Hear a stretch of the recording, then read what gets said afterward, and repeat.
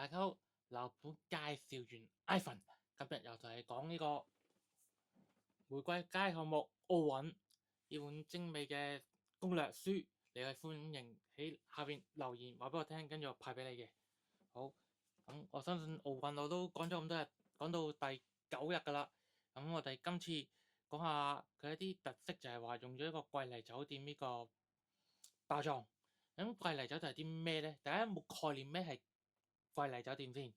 桂麗酒店係一個非賣品，而家講緊市值係大概150億左右啦。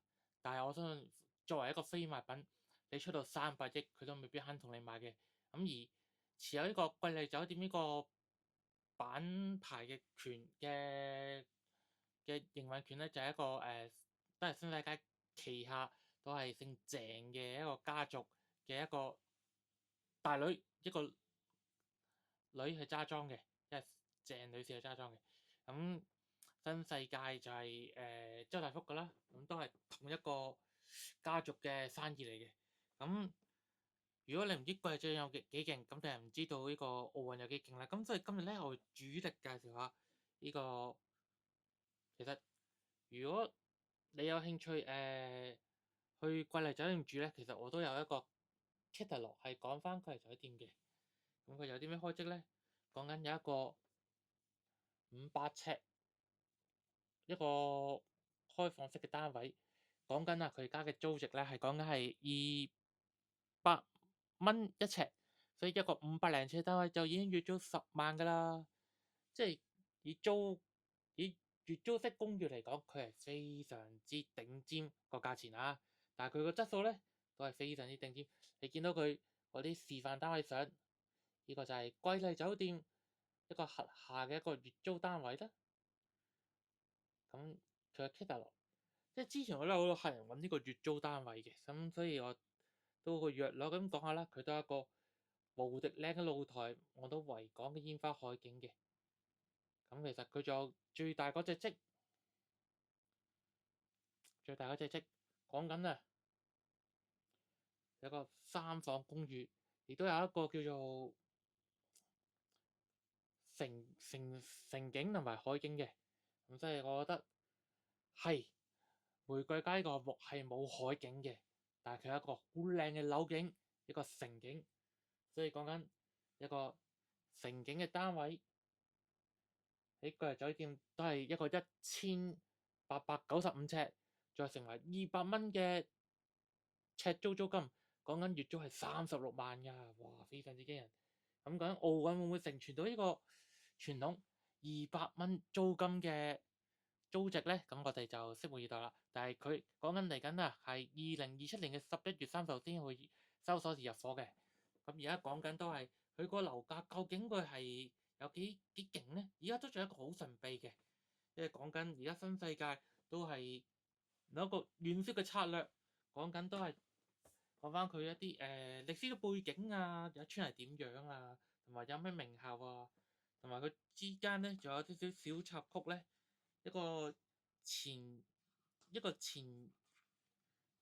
引子咧，就講緊呢個九龍傳統嘅低密度住宅，就同內地嘅好多一線城市都有一啲好異曲同工之妙，例如上海嘅鷺香園咁樣，就係一個低密度嘅設計咁樣。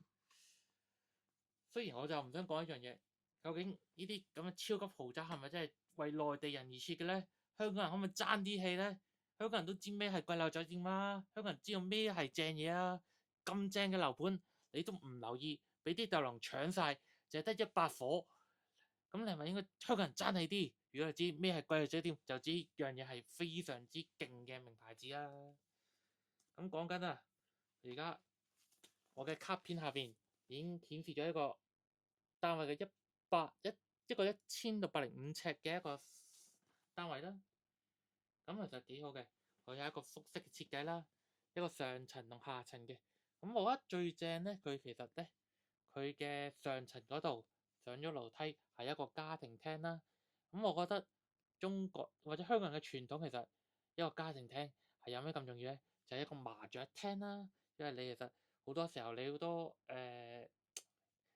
家庭裏嘅支柱，即係媽媽就一定係識打麻雀嘅。我相信10個阿媽都有9個識打麻雀嘅，咁所以家庭廳呢個係非常好嘅一個概念。咁你又唔使喺樓下客飯廳嗰度打麻雀，有啲聲音出現啦。咁而家你可以喺一個複式上層裏面開呢張4人台，咁就可以打呢個麻雀啦。同埋如果即係有小朋友讀書嘅話，其實你都有一個空間咧，係一個閱讀室啦。咁我覺得一張私人嘅麻雀台或者多用途嘅桌子，其實都好適合咧，我哋做下功課啊咁樣嘅。咁佢都比較依書識禮，就擺咗個鋼琴喺度啦。咁我相信呢個大約有2.5米到2.5米嘅活動空間嘅家庭廳咧，真係好合適咧一啲上流嘅人士嘅，特別係香港嘅上流人士。黐啲咁靚都係唔好俾內地人買晒啦，我哋香港人都爭翻口氣啦。總之約100個嘅單位裏邊，希望香港人爭氣買多啲，希望呢個單位係香港人